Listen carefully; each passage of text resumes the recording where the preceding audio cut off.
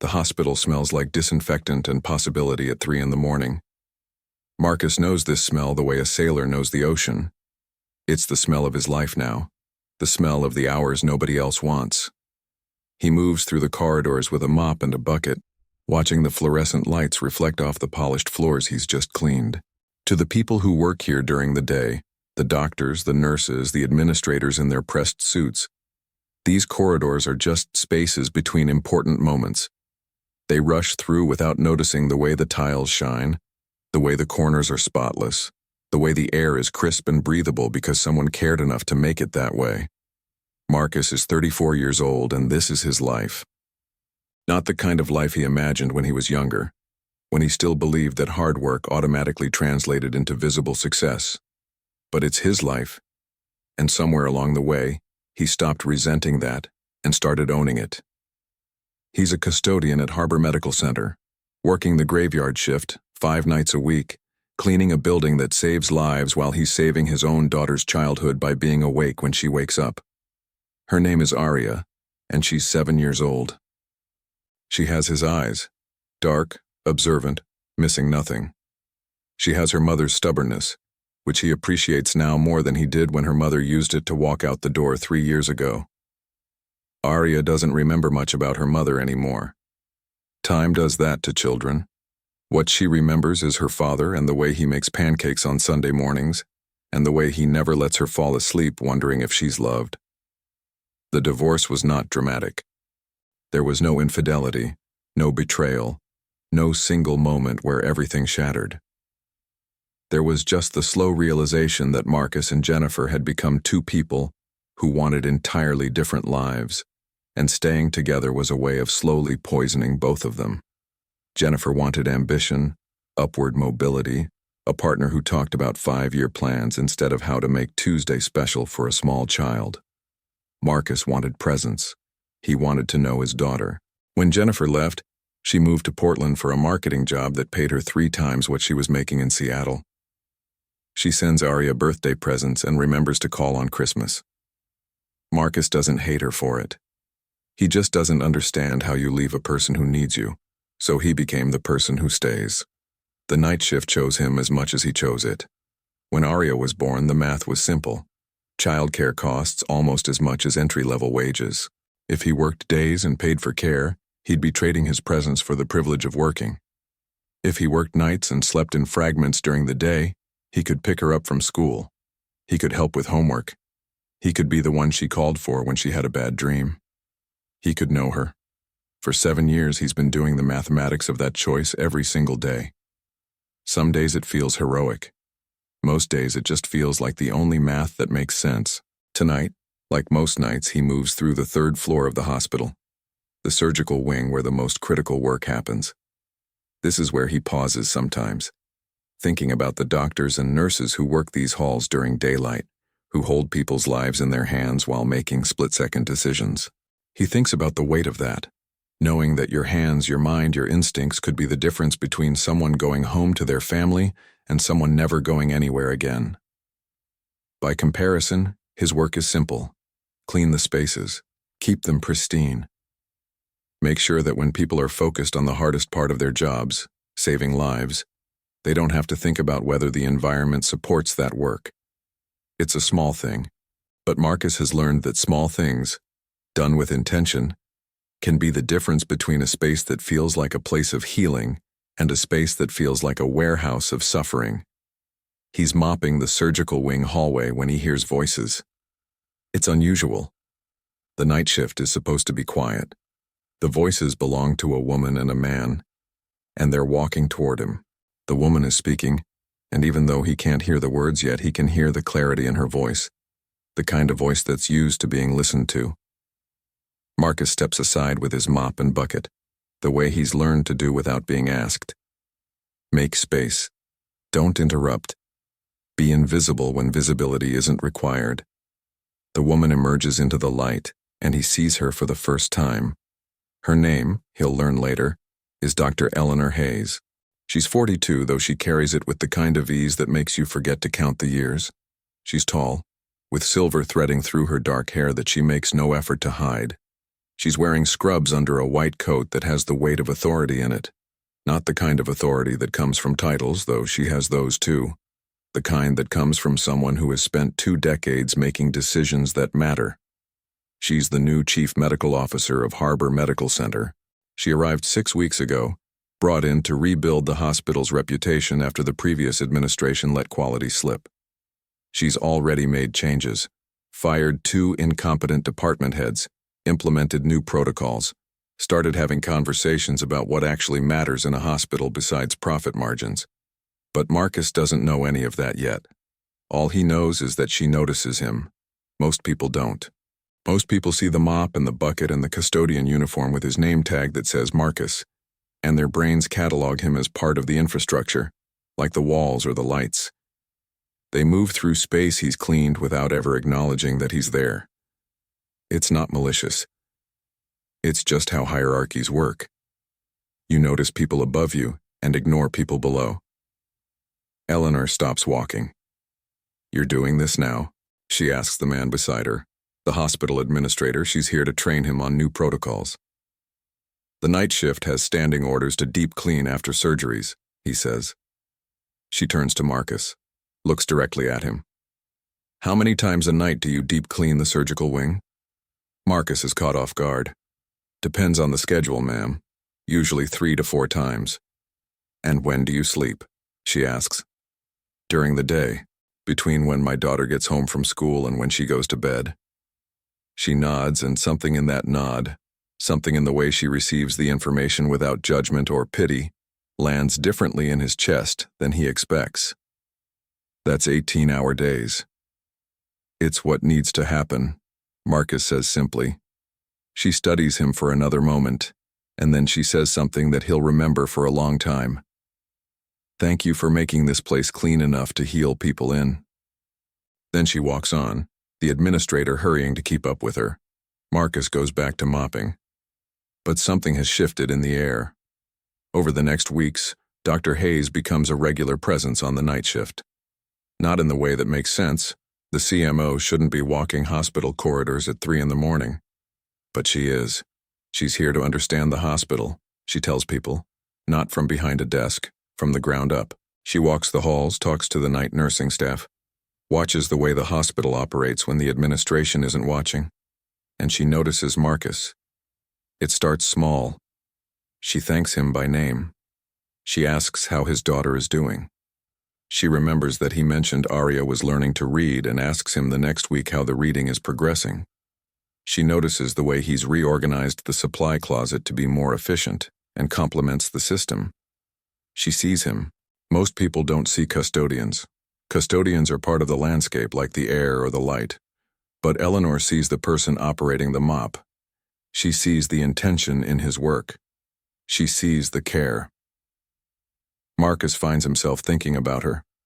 Not in a way that's inappropriate. He's too tired for romantic fantasy most days, and besides, the distance between them is astronomical. She's the CMO. He cleans floors, but he notices himself doing his work a little more carefully when he knows she might walk through. He notices himself thinking about their conversations during the day, the way she asked about Aria's favorite books, the way she remembered the name of his daughter's teacher. This is dangerous territory, and he knows it. He's seen enough movies and read enough stories to understand the cautionary tale. The working-class man who develops feelings for the woman above him, who mistakes kindness for something deeper, who sets himself up for disappointment. He doesn't want to be that man. He actively works not to be that man. But something is happening that he doesn't quite understand. Aria notices it first. It's a Thursday evening, and they're sitting at the kitchen table doing her homework. She's working on a reading assignment. They're reading a book together about a girl who travels through a magical forest. Aria is sounding out the bigger words, and Marcus is helping her understand what they mean. "Dad," she says, in that offhand way children have of introducing profound observations. "She's in my dreams every night." Marcus looks up from the book. "Who's in your dreams?" "The lady you talk about, Dr. Hayes. You say her name different than you say other people's names." Marcus sets the book down slowly. He's being careful not to lie to his daughter.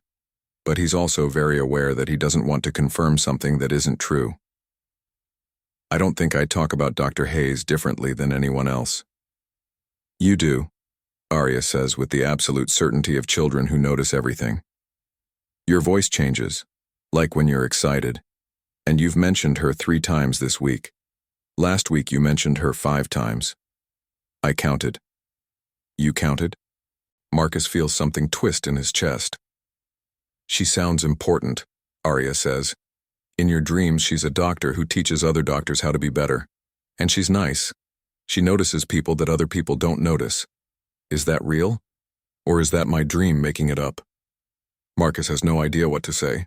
What he knows is that his 7-year-old daughter has absorbed something from the way he talks about Eleanor Hayes, and she's created a version of Eleanor in her dreams that's almost exactly accurate. What he knows is that children are mirrors, and they reflect back what their parents value whether their parents want them to or not. What he knows is that he needs to be careful. Dr. Hayes is real, he says carefully, and she is a good person, but I think your dream is adding things that might not be quite right. I just work with her sometimes. She's my boss, basically. You don't talk about your other boss that way, Arya observes. She's right. He doesn't. Over the next few weeks, Marcus becomes hyper-aware of how often Eleanor appears in his thoughts, and he becomes equally determined not to let it show. He's pleasant when he sees her. He answers her questions, but he keeps conversations brief. He keeps distance. He reminds himself daily that whatever is happening here is one-directional. She's kind to everyone, and he's just one person in a system where she's making an effort to know the humans instead of treating them like functions. But Eleanor is making an effort, and she's making it specifically with him. She starts asking deeper questions. How long has he been working at the hospital? What did he do before? What does he want for Arya's future? Does he ever think about going back to school?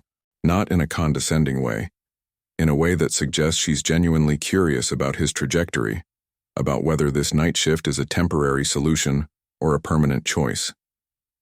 One night, she finds him cleaning the break room where the night staff eats, and she sits down at one of the tables while he works. I pulled your file, she says without preamble. Your employment history. You worked in IT before, didn't you? For 5 years, Marcus says, not stopping his cleaning. Before Arya was born, you were good at it. Your performance reviews were excellent. I was, he says, but I couldn't do that job and be present for my daughter the way I needed to be. Eleanor nods. Do you regret it? Marcus stops cleaning, sets the cloth down. No, but I'd be lying if I said I didn't think about it sometimes. Arya will grow up. She'll go to school full-time eventually. And then what? I'll be 40, with a 7-year gap in my tech career, and the world will have moved on without me. Would you want to go back to IT? Eleanor asks. I don't know, Marcus says honestly. I used to think I would, but I've changed. Working here, seeing the hospital, the people who come through these doors, it's taught me something I didn't know before, which is that not all valuable work looks like advancement. Some of it just looks like showing up and doing it well, and making sure the spaces where people heal are clean enough that healing can happen. Eleanor is quiet for a moment. Then she says, That's the most profound thing I've heard anyone say about this hospital in the 6 weeks I've been here. After that night, something shifts between them. Eleanor starts coming to the night shift more regularly. She brings coffee sometimes and sits with Marcus while he works, asking him questions about the hospital, about his experience, about what he thinks could be improved. She asks his opinion on decisions she's making. She listens to the answers. He becomes, without ever planning for it to happen, her night shift consultant, her ground-level perspective on how the hospital actually functions. And more than that, he becomes someone she talks to in a way that seems to matter to her. Marcus is careful not to interpret this as anything more than what it is, a person in power taking an interest in a person she works with. But it's hard. It's hard because Eleanor is smart and kind and genuinely curious about the world. It's hard because when she listens to him, it feels like she's actually listening, not just waiting for her turn to talk. It's hard because she asks about Arya with a specificity that suggests she actually cares how his daughter is doing. And Arya feels it. She mentions Eleanor more frequently. She has more dreams. One night she tells Marcus, "In my dream, Dr. Hayes told me that the work my dad does matters, that it's not invisible, that she sees it. Did she actually tell you that?" "Not exactly," Marcus says carefully, "but it's the kind of thing she would say." "She's going to change our lives," Arya says with the certainty of children who understand things adults are still confused about. "I don't know how yet, but it's going to happen." Marcus wants to tell his daughter that life doesn't work that way, that kind people don't come along and reorganize your circumstances just because you deserve it. That hope is dangerous when you're living paycheck to paycheck and one emergency away from not being able to keep your daughter in the same school. But then the emergency comes. It's a Tuesday morning. Marcus is supposed to pick up Arya from school, but his car doesn't start. Not won't start, it's beyond that. It's dead in a way that requires a mechanic and money he doesn't have. He calls the school and tells them he's running late. He calls his backup childcare provider, his neighbor Maria, and asks if she can stay with Arya until he can figure out a solution. Maria agrees, but she can only stay until 6. Marcus's shift starts at 11. The math doesn't work. It never works when something unexpected happens. He sits in his car in the parking lot of a repair shop, and he does something he hasn't let himself do in 7 years. He panics. He could call in sick to work. But he's already taken 3 sick days this year, and the hospital doesn't pay much and sick days add up. He could ask for time off, but the night shift is short-staffed. He could ask Maria to stay later, but she's not paid for that, and she has her own family. He could call Jennifer, but Jennifer made it very clear when they divorced that she would cover emergencies but not day-to-day logistics. None of these options are good. All of them end with his daughter worried, or him losing income he can't afford to lose, or him being unreliable at a job where he's built his reputation on being the opposite. He's still sitting in his car, hands shaking slightly, when his phone rings. It's Eleanor. "Marcus, I'm sorry to call you this early. I wasn't sure of your schedule, but I had a question about the new cleaning protocols and I thought, are you okay? You sound strange." He doesn't know why he tells her. Maybe because she asked. Maybe because he's tired of carrying this alone. Maybe because at some point being seen by someone means they see you struggling too. He tells her about the car, about the timing, about the impossible math. Eleanor listens without interrupting. When he's done, she says, "Where's Arya right now?" "With my neighbor, until 6. "And you have to work tonight?"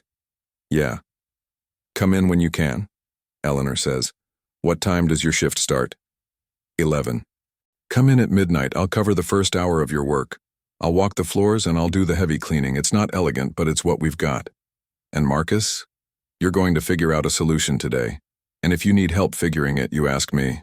Understood?" He wants to argue. He wants to say he doesn't need charity. But what he says instead is, "Thank you. Don't thank me. Just figure out your car situation and be here at midnight."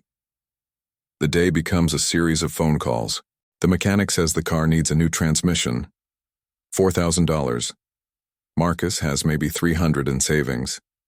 He calls his bank and learns that he can't get a loan for that amount with his credit. He calls the hospital's HR department and learns that they have an employee emergency fund, but it takes 3 business days to process. He has 1 hour before Maria needs to leave. By 5 o'clock, he's made a decision. There's a car rental place 5 miles from the house. It costs $60 a day. He can't afford that indefinitely, but he can afford it for a week. He'll take an extra shift or 2, find other ways to make it work. He'll figure it out the way he always does, by working harder and sleeping less.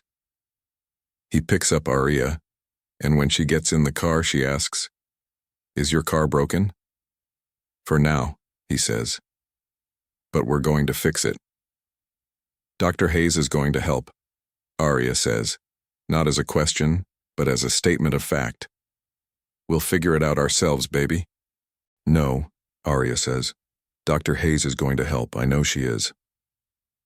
That night, Marcus goes to work in his rental car, exhausted from the day of problem solving. He's planned to work the late night shift, come home at dawn, catch a few hours of sleep, and then go to his day job at a part-time IT support company he found 6 months ago. The math is still terrible, but it's the only math available. When he arrives at the hospital at midnight, Eleanor is waiting for him in the custodian break room. The car? She asks. Taking shape, he says. I rented one for now. For how long? As long as it takes. Eleanor stands up. I've been thinking about your situation and about what we talked about before, about the gap in your tech career. Have you heard of the hospital's IT department? Sure. We're understaffed. The person who was running our overnight network maintenance retired last month, and we've been covering with contractors, which is expensive and inefficient. I need someone who understands systems, who's reliable, and who has institutional knowledge of hospitals, all of which you have. Marcus understands what she's saying, but he also understands the distance between understanding and accepting. Eleanor, I appreciate it, but there's a but? She asks. I can't take a job that requires me to not be available for Arya during the day. That's the entire reason I've structured my life this way. What if the job was nights? Eleanor asks. What if the hospital IT department ran network maintenance during the quietest hours, when the least number of people would be affected by updates? What if we brought you in at 10 and you worked until 6, monitoring systems, handling maintenance, supporting the care team from a technical perspective? Marcus is quiet. That's the same hours I'm working now. Better pay, Eleanor says. Health insurance, a career trajectory, and more importantly, you'd be using the skills that were wasted when you became a custodian. My skills weren't wasted, Marcus says quietly. I did what my daughter needed. I know, Eleanor says. That's why this works. Because you're not the kind of person who runs from responsibility toward ambition. You run toward what matters. If I give you a job in IT, you'll show up every single night the same way you've shown up to clean floors every night for 7 years. Marcus wants to say yes. He wants to say yes so badly that it physically hurts. But he also knows how this story goes.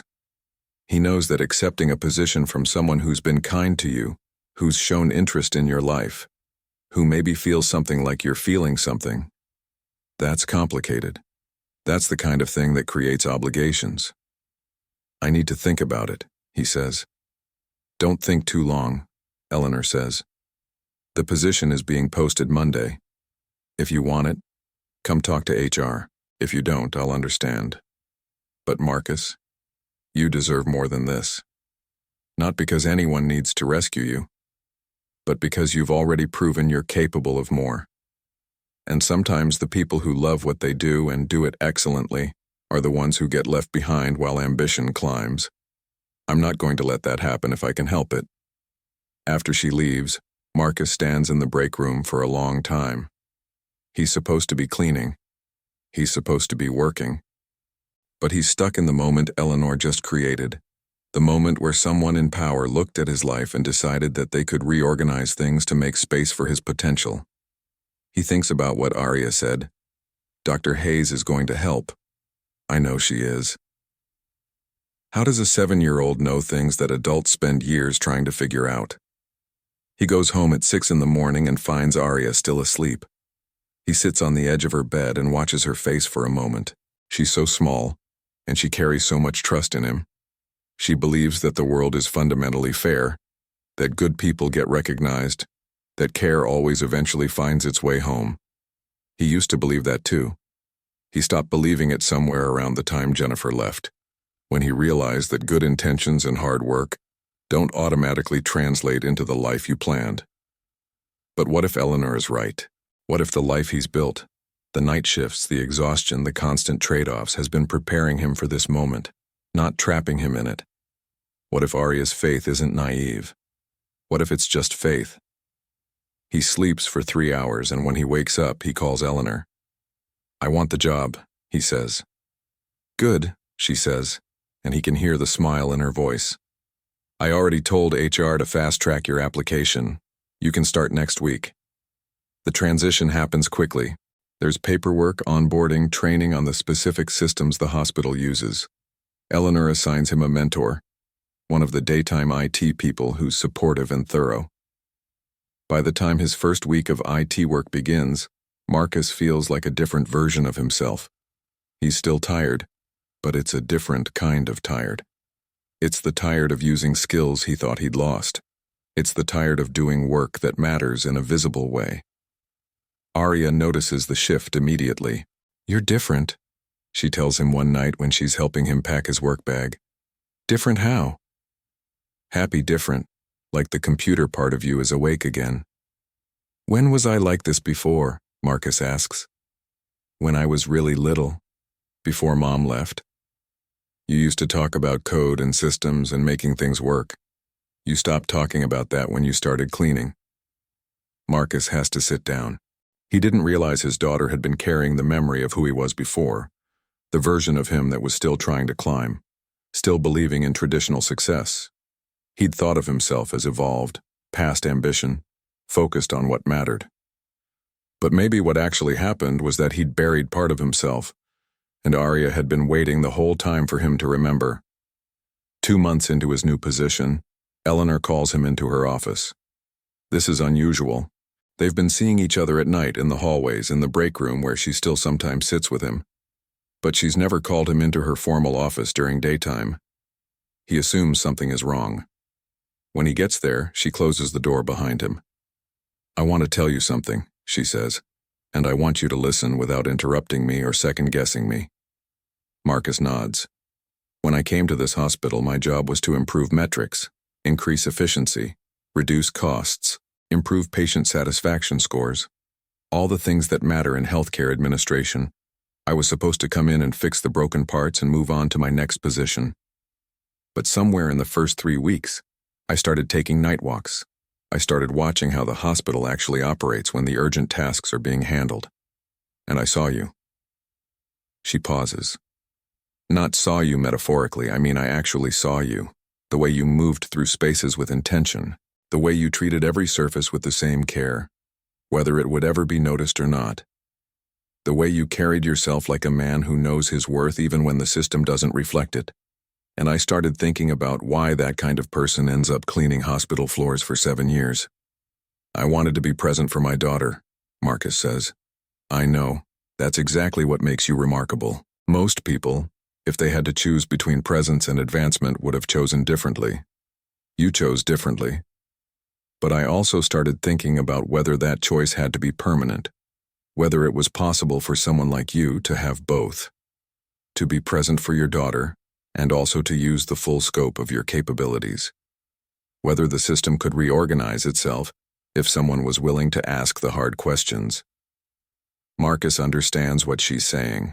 He understands the choices she made, the risk she took in offering him the job, the way she reorganized her own authority to make space for his advancement. Eleanor, he starts. I'm not finished, she says.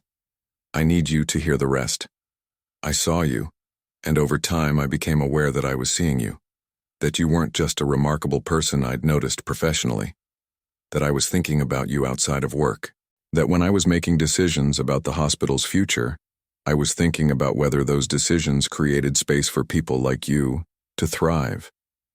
His heart is making noise he can hear. And I realized, Eleanor continues, that I was making this decision for complicated reasons. Some of them were about justice and equity and recognizing excellence wherever it lives. But some of them were about wanting to know you better, about wanting to see you build something you're proud of, about being selfish in a way and wanting to be part of your story. She takes a breath. Your daughter told one of the nurses that I'm in her dreams, Eleanor says with a small smile. That I'm someone who helps people see things they couldn't see before. And I thought, well, that's accurate, but it's also incomplete. What I actually see is people. I see their wholeness. And in your case, I saw a whole person who was living at half capacity because the system wasn't designed to let him be whole. What are you saying? Marcus asks, because he needs to hear her say it.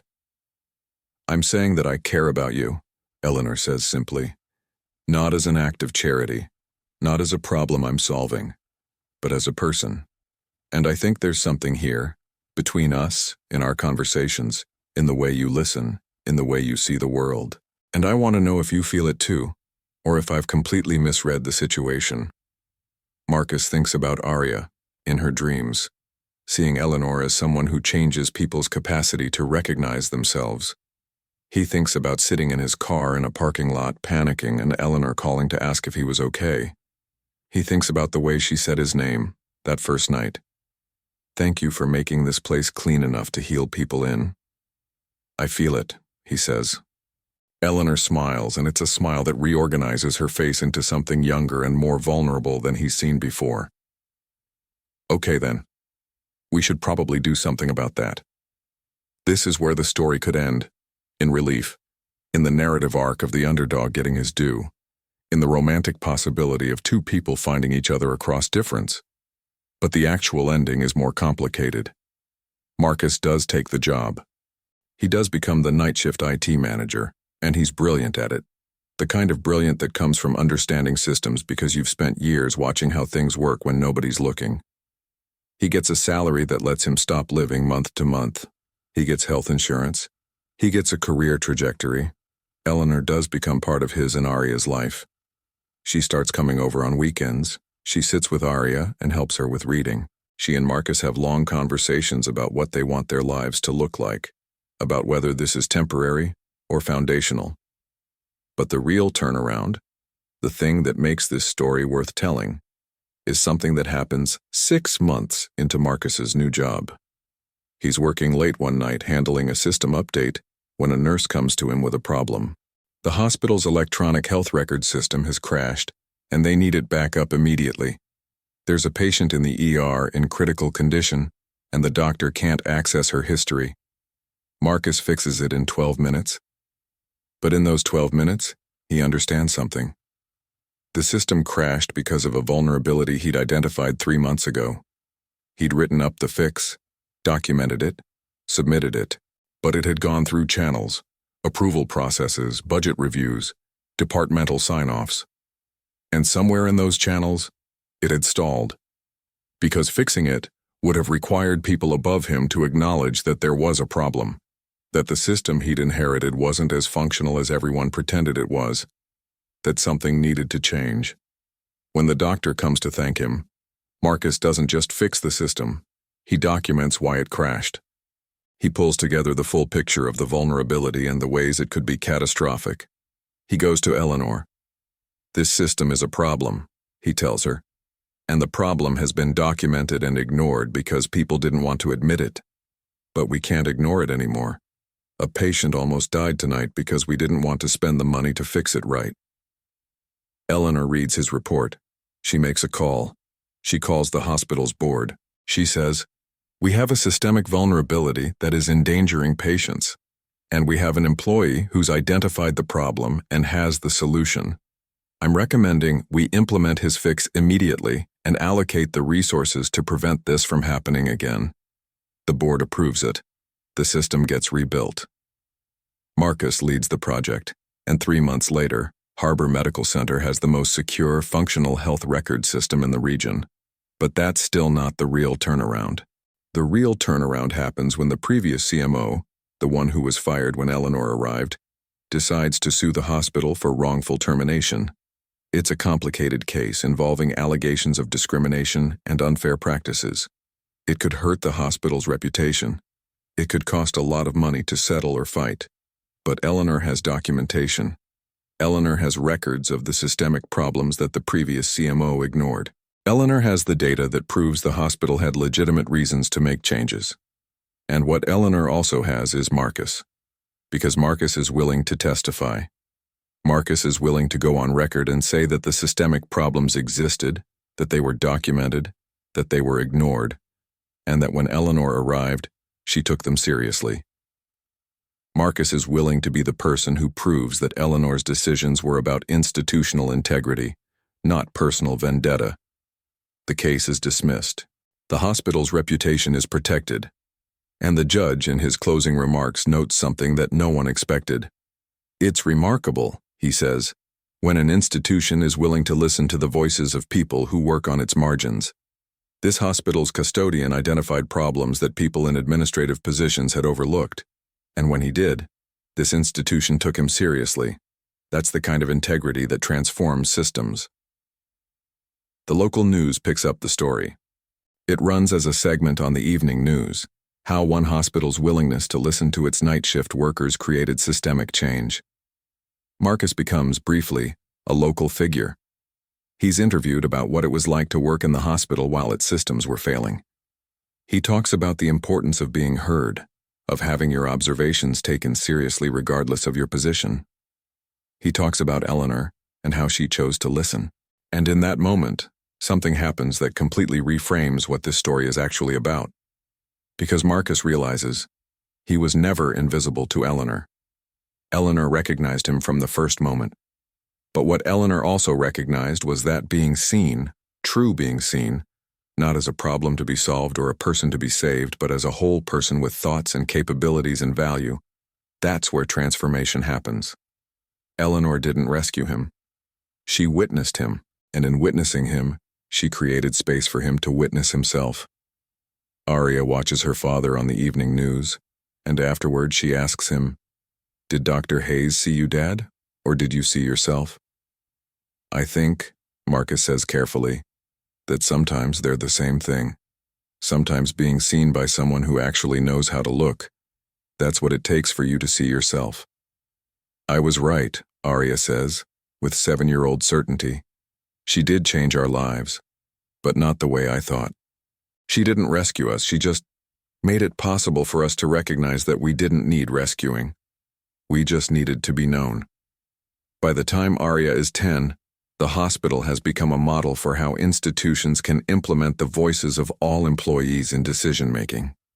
Marcus has been promoted to Director of Clinical Systems.